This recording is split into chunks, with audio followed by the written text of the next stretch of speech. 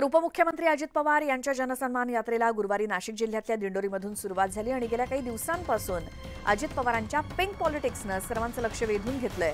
महिला मतदारांना आकर्षित करण्यासाठी अजित पवारांकडून सर्वत्र गुलाबी रंगाचा वापर केला जातोय। दरम्यान अजित पवारांनी काल येवला इथे पैठणी विणकरांसोबत संवाद साधला। यावेळी त्यांना पैठणीचं जॅकेट भेट देण्यात आलं। अजितदादांनी ते जॅकेट परिधान केलं आणि याच पैठणी जॅकेटवरून अजित पवारांनी फटकेबाजीही केली। मला माझे जुने दिवस आठवले। मी अनेकदा गेले 35 वर्ष राजकीय जीवनामध्ये काम करतोय। मला जे योग्य वाटतं ते मी पेराव करत असतो, कपडे घालत असतो। पण आज तर तुमच्या लोकांनी मला पैठणीचं जॅकेटच घातलंय। बायको म्हणाल लग्नात नाही घातलं ना, आता कसं घातलं रे उतारवयात? आता पोराच्या लग्नाची वेळ आली, बापाने आता पैठणीचं जॅकेट घातलंय। मी अनेकदा गेले 35 वर्ष राजकीय जीवनामध्ये काम करतोय।